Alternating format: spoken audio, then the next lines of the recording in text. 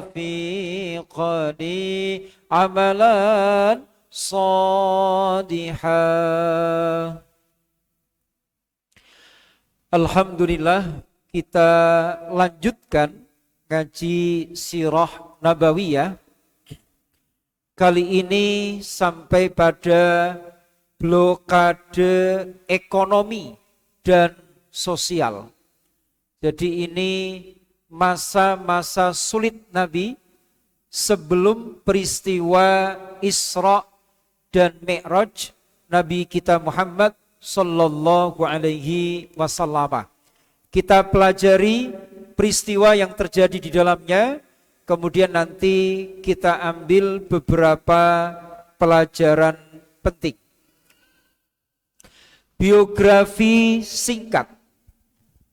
Karena berbagai upaya intimidasi tidak menggentarkan usaha dakwah Nabi, maka para pemimpin kufar Mekah sepakat untuk melakukan pemboikotan ditujukan kepada Bani Hashim, Bani Muthalib, karena ini masih keluarganya Nabi, serta kaum muslimin. Kesepakatan boikot itu ditulis oleh Mansur bin Ikrimah, kemudian dilak lapis 3, diletakkan di dalam Ka'bah.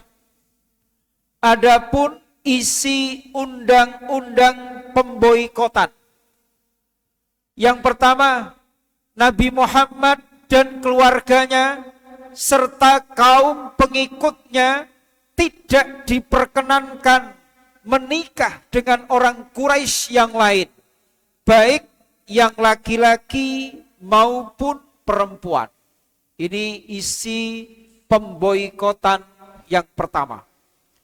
Yang kedua, kaum Quraisy tidak diperkenankan berjual beli barang apa saja dengan Nabi Muhammad juga keluarganya serta pengikutnya. Niki nantinya yang kemudian nopo niki sampai nopo perut Nabi niku pernah diganjal dengan batu nggih ngeten niki. Kelakuannya kufar Makkah ketika itu. Jadi masa-masa sulit niki. Berikutnya, kaum Quraisy tidak diperkenankan menjalin persahabatan atau pergaulan dengan Nabi Muhammad juga keluarganya serta pengikutnya. Kemudian yang keempat, kaum Quraisy tidak diperkenankan mengasihi, menyayangi, gampangnya nopo niki ngesakne ndak boleh Nabi Muhammad, keluarganya juga pengikutnya.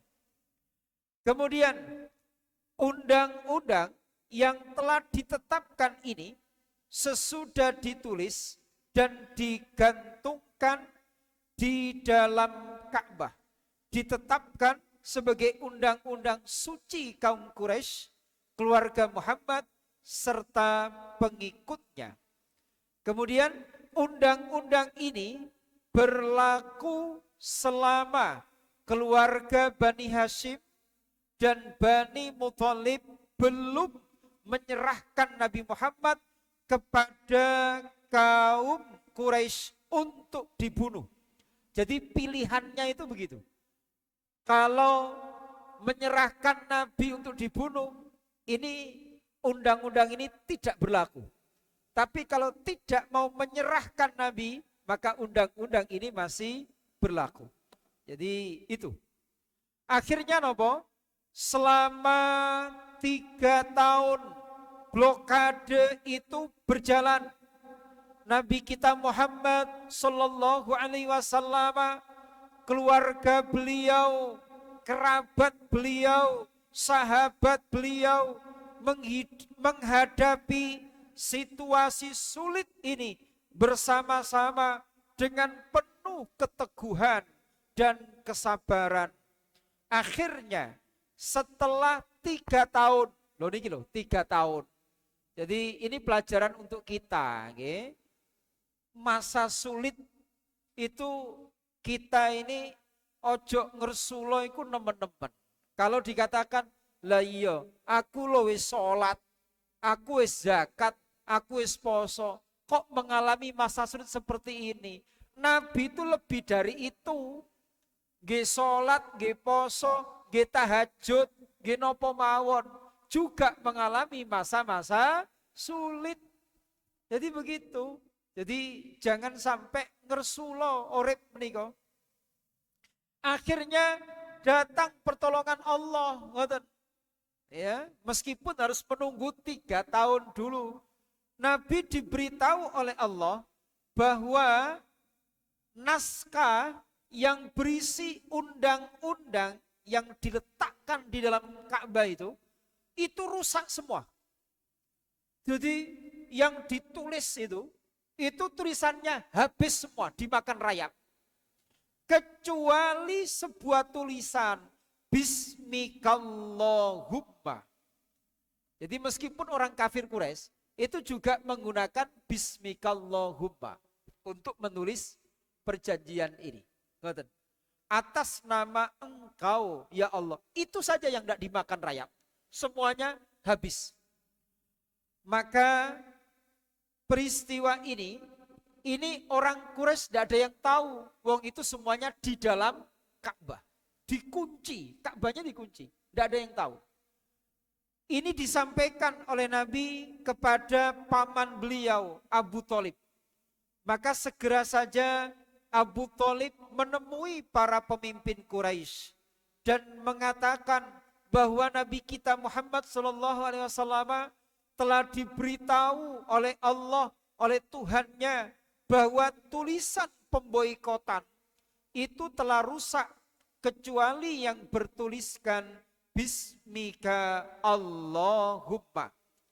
Itu tanda, kata Abu Thalib, ya, bahwa Allah tidak ridho atas apa yang mereka lakukan. Akhirnya Abu Thalib meminta kepada para pemimpin kufar Quraisy itu, gini saja, jika apa yang dikatakan ponakan saya itu benar, maka undang-undang ini harus dibatalkan, tidak bisa diteruskan. Namun jika apa yang disampaikan ponakan saya ini salah, jika dia itu dusta, jika dia itu bohong, maka silahkan aku serahkan kemenakanmu untuk kalian bunuh. Loh niki tidak ada yang tahu ketika itu. Posisi Ka'bah dikunci. Akhirnya apa? Sesampainya di Ka'bah semuanya ya ikut menyaksikan. Ternyata apa? Terbukti betul apa yang disampaikan Nabi tadi. Tapi jenenge wis mripat wis peteng, melihat bukti yang nyata. Niku lak mukjizat toh. Ndak ada yang tahu sing ro Kanjeng Nabi. Lah Nabi tidak masuk ke dalam Ka'bah, jelas diberitahu kalian Gusti Allah. Tapi para pembesar Quraisy justru mengatakan itu semua terjadi karena sihir katanya. Lah niki wis ngoten niku senjatane kufar Quraisy nggih ngoten niku, bolak-balik ngoten niku. Di antara para pembesar Quraisy ternyata ada yang simpati dengan Nabi. Bani Hashim dan Bani Muthalib serta berpendapat bahwa pemboikotan itu kejam. Yaitu siapa? Hisham bin Amr. Ia pun menghubungi para pembesar yang lain, yaitu Zuhair ibnu Umayyah, Mut'im bin Adi, kemudian Abdul Bakhtari, dan Zam'ah bin Al-Aswad. Kelima, para pemimpin Quraisy ini beserta pengikutnya akhirnya berhasil mencabut blokade ekonomi dan sosial yang sudah berlangsung 3 tahun itu. Dari peristiwa ini kita ambil beberapa pelajaran penting. Yang pertama, sebagaimana saya singgung tadi, ujian pasti datang. Ngaku iman, iku mesti diuji kalian Gusti Allah. Ini kita bisa baca di surah Al-Baqarah 155. Allah dawuh, وَلَنَبْلُوَنَّكُمْ بِشَيْءٍ مِّنَ الْخَوْفِ وَالْجُوعِ وَنَقْصٍ مِّنَ الْأَمْوَالِ وَالْأَنفُسِ وَالثَّمَرَاتِ وَبَشِّرِ الصَّابِرِينَ.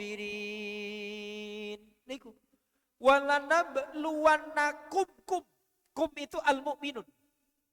Dan pasti itu menggunakan lam berharokat fathah, menggunakan nun ditasdid. Niku maknanya apa? Sungguh benar-benar kami pasti akan menguji kalian wahai orang yang beriman. Dengan apa? Bisyai'in minal khauf, dengan sedikit rasa takut, wal ju' kelaparan, wa naqsim minal amwal wal anfus, ada yang kekurangan harta benda. Kemudian anfus itu jiwa, wasamarat buah-buahan, wabasyiris sabirin, beruntunglah orang yang sabar. Siapa itu? Alladzina idza asabathum musibatun qalu inna lillahi wa inna ilaihi raji'un. Niki dawuh para ulama nggih. Kalimat istirja ini, innalillah wa inna ilaihi raji'un, itu tidak diberikan kepada nabi siapapun kecuali nabi kita Muhammad sallallahu alaihi wasallam. Makanya ini senjata supados ngadepi urip niku isok sabar. Nopo? Innalillah, kita dan apapun yang kita miliki itu kita tidak punya hak milik terhadapnya. Semuanya hak mutlak miliknya Allah. Yang kedua, wa inna ilaihi raji'un, dan kita gelem atau tidak, mau atau tidak, pasti akan kembali kepada Allah. Makanya istirja, itu kalimat istirja namanya, di ayat 156 Al-Baqarah, innalillah wa inna ilaihi raji'un, itu kalimat istimewa untuk Nabi Muhammad SAW dan umatnya saja. Umat-umat terdahulu tidak punya itu. Niku sing dadekno sabar. Mohon berikutnya ayat 214. Niki ngoten. Am hasibtum an tadkhulul jannata walamma ya'tikum masalul ladzina khalau min qablikum massatuhumul ba'sa'u wadh-dharra'u وزلزلوا حتى يقول الرسول والذين آمنوا معه متى نصر الله ألا إن نصر الله قريب. Niku ngoten. Am hasibtum. Ini ayat 214, okay? 214. Apakah kalian mengira antadkhulul jannah, isok mlebu surga ngono ta? Padahal kalian belum diuji. Jadi sebagaimana umat-umat terdahulu, mereka itu diuji dengan berbagai macam ujian.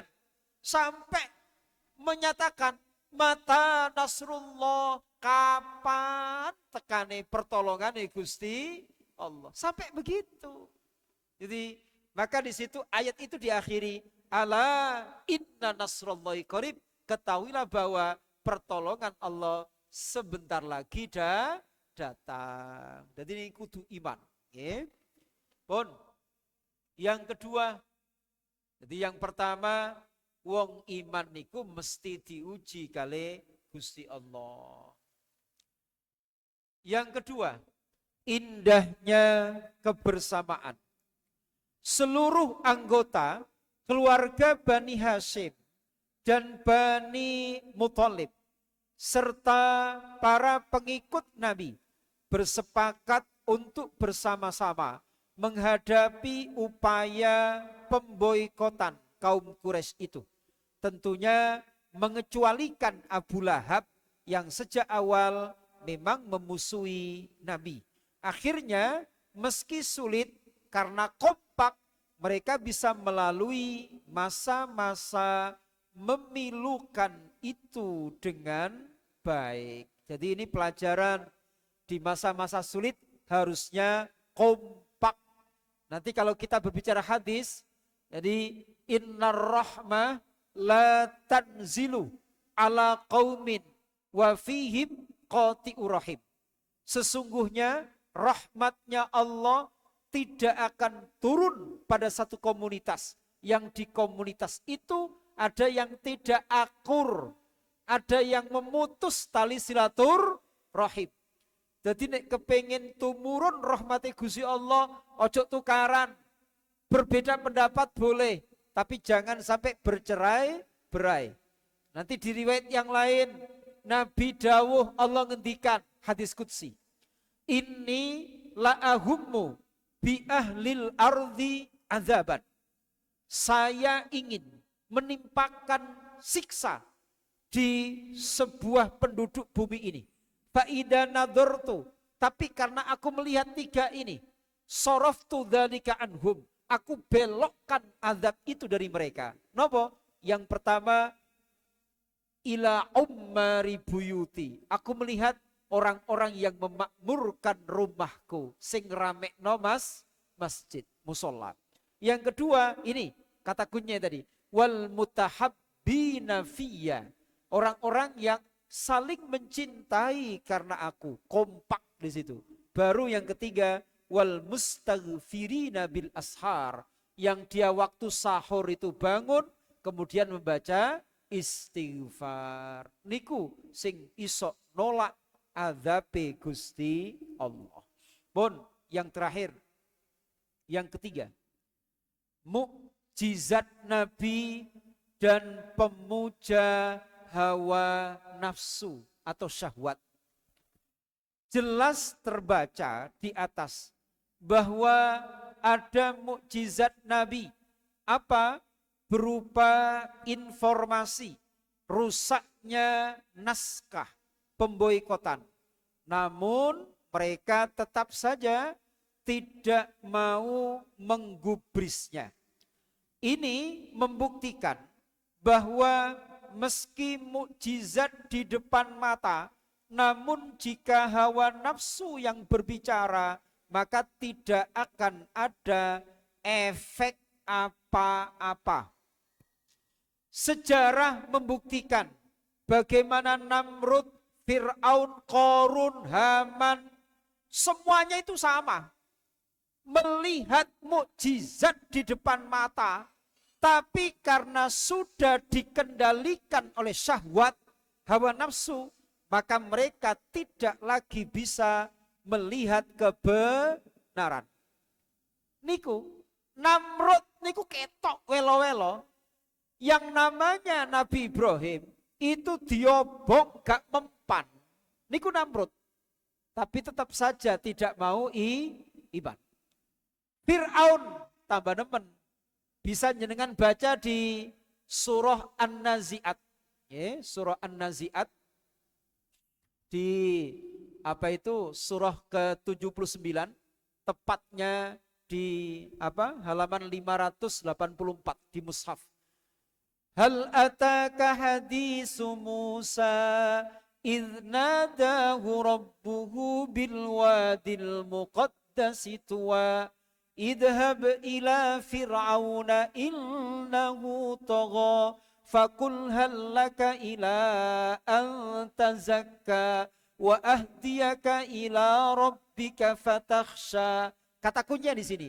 Fa'arahul ayatal kubra fakadzdzaba wa asa summa adbara yas'a fahasyara fanada faqala ana rabbukumul a'la fa'akhadahu Allahu nakalal akhirati wal ula inna fi dzalika la'ibratan liman yakhsha. Niku Fir'aun. Jadi Nabi Musa itu sudah diingatkan, hei Musa, kono tekanono Fir'aun, innahu togo, dia sudah melampaui batas. Tapi ngomong sing apik, faqula lahu qaulan layyinan. Nek ngomong sing apik, coba. Ini dipesan kali Gusti Allah terhadap orang zolim, sezolim Fir'aun. Itu Nabi Musa tetap nek ngomong sing apik. Akhirnya dia ngomong, halaka ila antazakka, kamu mau ndak berubah tobat, wa ahdiyaka ila rabbika fatakhsha, kalau kamu mau berubah nanti saya bimbing, mau tobat saya bimbing kok menuju Tuhanmu, ya, supaya kamu rasa takutnya muncul kepada Rabbmu. Apa yang terjadi? Fa'arahul ayatal kubra, akhirnya nopo gak gelem, ditunjukkan oleh Nabi Musa 9 mukjizat niku. 9 mukjizat. Yang terkenal niku lah napa? Tongkat berubah jadi niku sampai seluruh tukang sihir itu beriman semua kepada Nabi Musa. Beriman. Karena apa? Tukang sihir itu menyatakan, umpama sihir, aku iki bae, aku iki pakare, ndak bisa dikalahkan oleh siapapun. Yang ditampakkan oleh Musa ini bukan sihir, sujud semuanya, masuk Islam seluruh tukang sihir ini. Tapi kelakuan Fir'aun boten purun, fakat daba wa asoh, dia mendustakan, durhaka. Akhirnya napa? Semua rakyat dikumpulkan berpidato di ayat 24 An-Nazi'at itu, faqala ana rabbukumul a'la, aku ini Tuhan kalian. Jadi kayak begitu, ngaku jadi pengiran akhirnya.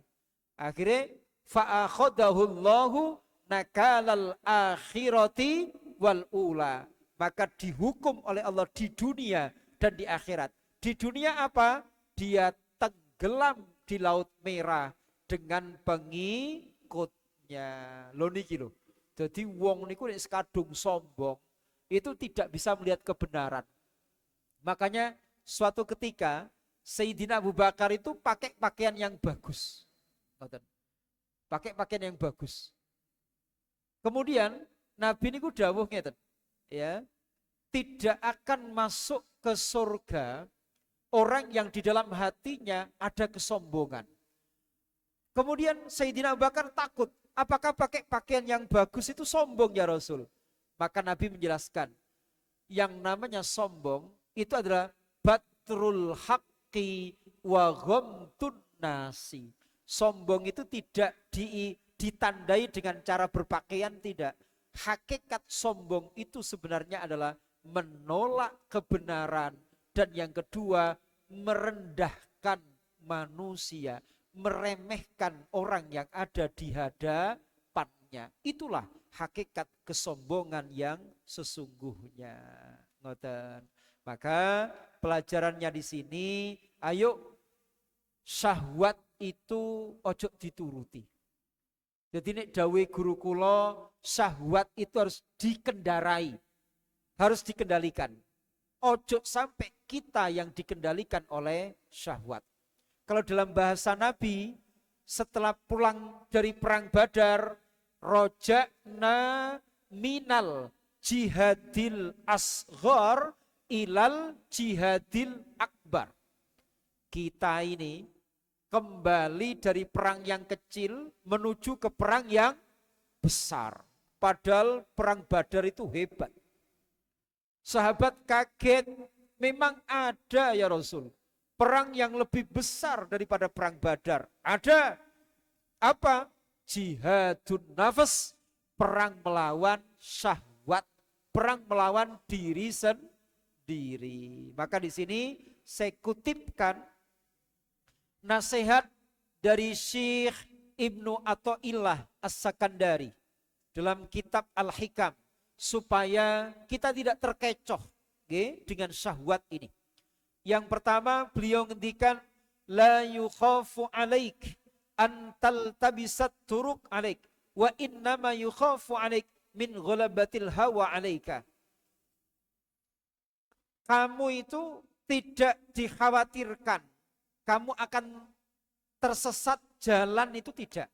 Sesungguhnya hal yang paling mengkhawatirkan atas dirimu adalah menangnya syahwatmu. Jadi niki, makanya tiap detik niku kita ini berperang melawan syahwat. Tiap detik, tiap detik. Gak peduli pernah mondok saestu. Gak peduli. Orang itu ya setelah diwisuda itu kayak luar biasa. Boten. Setelah kukuhkan menjadi guru besar misalnya, kayak prestasi puncak, boten. Setelah itu perang ini masih lama. Boten. Makanya tidak boleh lengah kita nih. Karena kesuksesan yang hakiki itu pada saat ajal tiba itu kita meraih husnul khotimah. Jadi tidak boleh kalah. Yang kedua, sumber maksiat. Aslu kulli maksiatin wa ghaflatin wa syahwatin ar-ridha anin nafs. Pangkal berbagai maksiat, kelalaian dan keinginan adalah ridho terhadap syahwat. Yang ketiga, tanda mengikuti hawa nafsu. Min alamatit tibail hawa al-musara'ah ila nawafilil khairat wat takasul anil qiyam bil wajibat. Tanda orang itu mengikuti syahwat adalah senang mengerjakan perkara yang sunnah, malas melaksanakan yang wajib. Coba dalam hal harta, wajibnya harta niku napa? Zakat toh. Nah, banyak yang sedekah sunnah niku seneng. Konten, memberikan sodako, sunnah, seneng. Tapi ngitung duit zakatnya gak gelem. Ngoten niku kena syahwat ngoten niku. Kenapa? Karena sesuatu, kata ulama, kenapa? Sesuatu yang sunnah itu banyak peminatnya, yang wajib itu tidak banyak peminatnya. Jadi coro tahajud itu rada akeh peminate. Apa maneh duha, itu banyak peminatnya. Tapi subuh niku gak pate ono peminate. Kenapa yang wajib tidak banyak peminatnya? Karena apa? Orang itu kalau melakukan kewajiban itu dianggap orang sebagai biasa saja.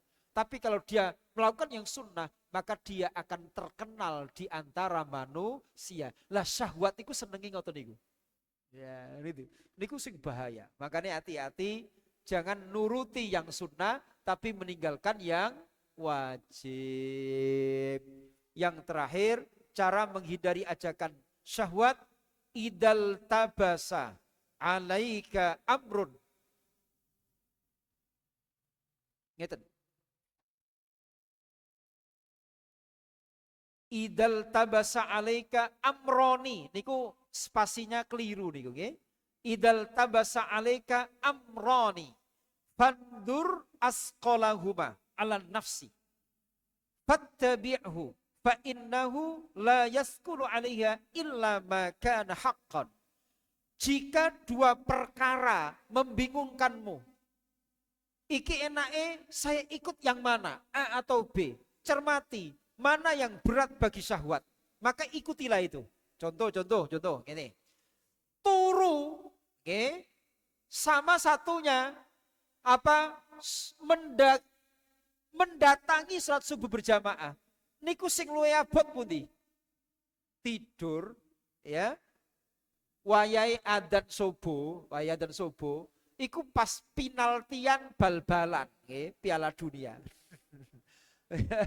Pas penaltian, ya. Niku kira-kira sing abot niku sing pundi? Sing napa niki teko nang masjid apa terus ningali bal-balane niku wau. Dalam sing abot sing pundi? Teko nang masjid to. Maka ya datangi yang berat itu. Karena yang namanya syahwat itu mesti abot ngelakoni perkara sing apik. Niku syahwat. Oh, jadi perkara sing abot niki. Duit ditabung kali dikekno niku nek cara nafsu yo milih ditabung. Mila sing ngabot dikekno niki, maka sing ngabot iki ayo dilakoni. Karena sesuatu ya yang berat bagi syahwat itu biasanya sesuatu yang hak, sesuatu yang benar. Ngoten kemawon ngaji kita di kesempatan malam hari ini, mugi-mugi barokah. Silakan 3 penanya dapat hadiah kopiah nomor 1. Sing duwe putu, sing gak duwe putu golek takok. Yang kedua kopi. Loh niki. Nah niki. Kopi. Sing ngantuk-ngantuk niku. Yang ketiga kudung untuk istri tercinta. Silakan.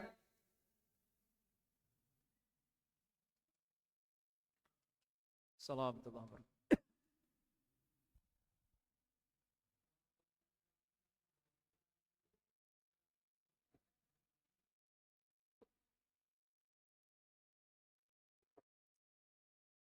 Sampun. Itu saja yang ditanyakan. A'udzubillahi minasyaitonirrajim. Bismillahirrahmanirrahim. Sekedap nggih. Saya tidak bawa HP, langsung saya jawab aja. Biasanya saya tulis. Jadi otomatis ini sesudah beliau jadi nabi. Karena kalau belum jadi nabi, tentu tidak ada yang memboikot beliau.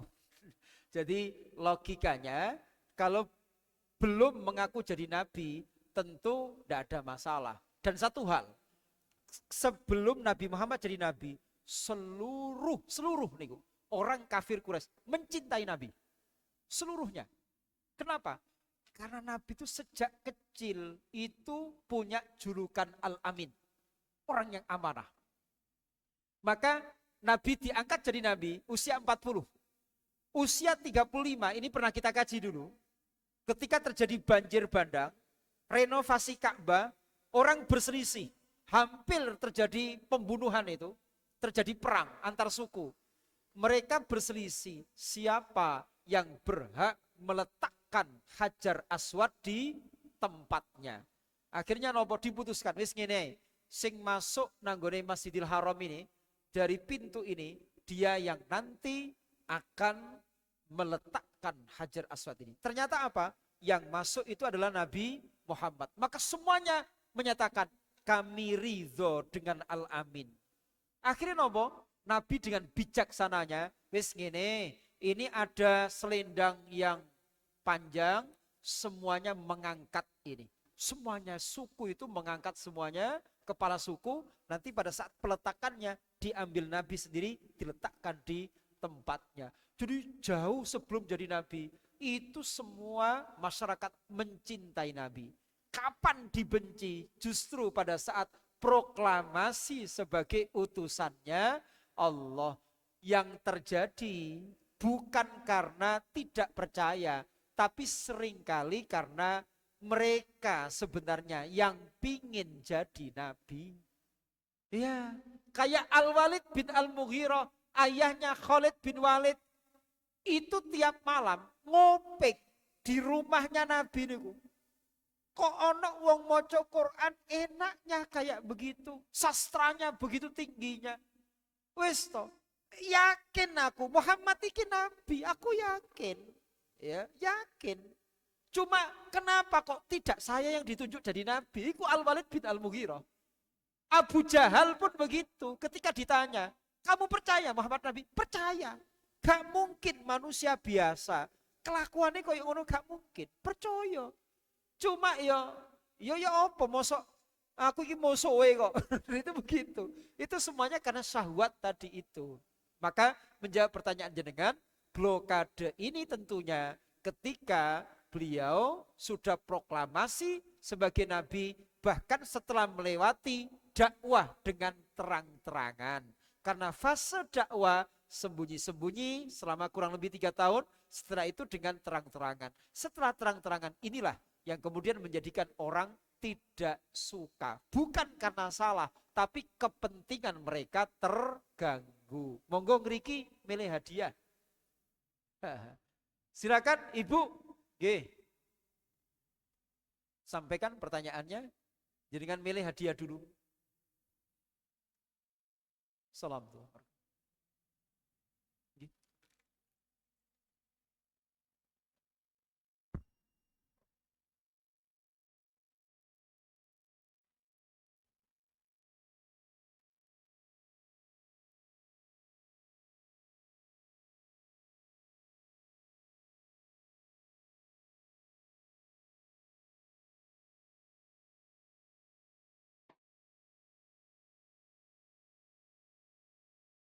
Nggih. Salam warahmatullahi wabarakatuh. Jenengan milih hadiah nopo Ibu? Kopine sampun dipendet. Dapen? Rodok nggih. Ngapunten nggih, kopine mek sak renteng. Baik, beliaunya tadi bertanya tentang zakat. A'udzubillahi minasyaitonirrajim. Bismillahirrahmanirrahim. Zakat itu ada dua istilah yang harus dipahami. Yang pertama nisab, yang kedua haul. Nisab itu batas minimal wajib dikeluarkan zakatnya. Jadi kalau nisabnya emas misalnya, kalau hartanya mencapai 85 gram emas misalnya dalam 1 tahun. Nah, kalau 85 gram emas saja wajib zakat, apalagi 74 kilo. Niku tambah nemen niku. Kudu wajib zakat nemen niku.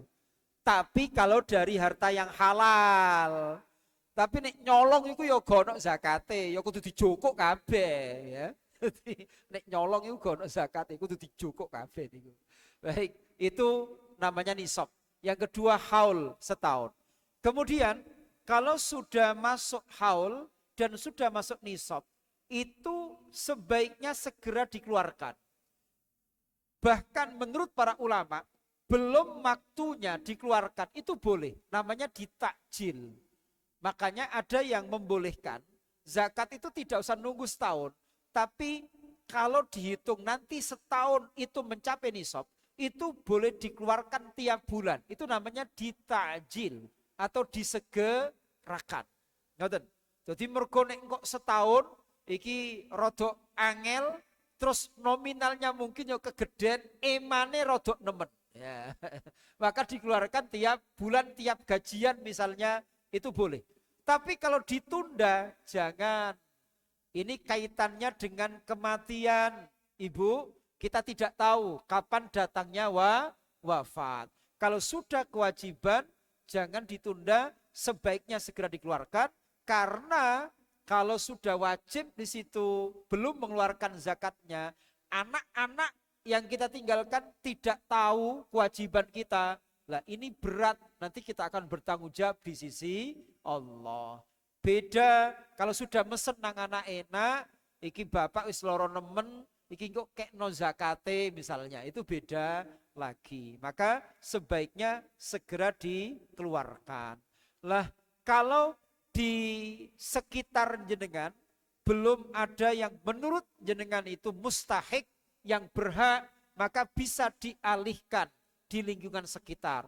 Nek mentok jenengan kebingungan, bisa dibantu oleh lembaga amil zakat atau badan amil zakat yang disebut dengan BAS itu. Wallahu a'lam.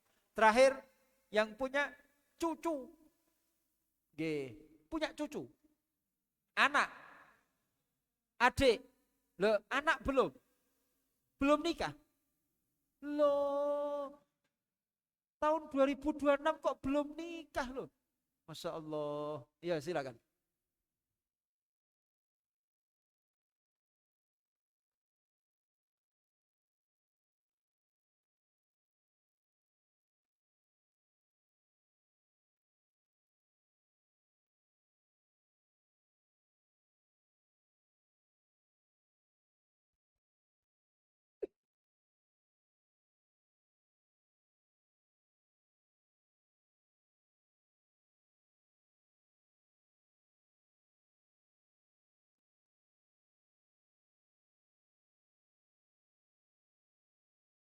Ya, ikuti saya.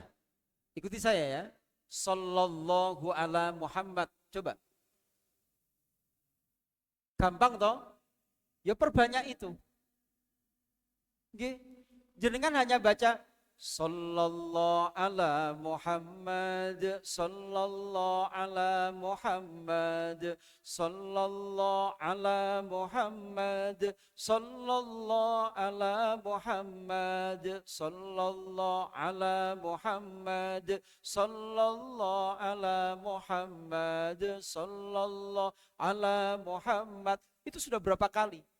Sekali saja jenengan baca itu, turun 10 rahmat. Kemudian pada saat baca sholawat itu, hadirkan rasa cinta, rasa rindu, rasa mahabbah, rasa ta'zim, mengagungkan kepada Nabi kita Muhammad SAW. Maka membaca sholawat itu semakin mengingat perilaku Nabi. Membaca sholawat semakin termotivasi untuk berakhlak seperti akhlaknya Nabi. Membaca sholawat teringat untuk menghidupkan sunnah Nabawi. Membaca sholawat semakin termotivasi untuk melaksanakan syariat. Nah itu di situ. Jadi dengan banyak sholawat itu nanti diantara yang berhak mendapatkan syafaatnya Nabi kita Muhammad Sallallahu Alaihi Wasallam. Ngerti nggih? Pun niki untuk adiknya.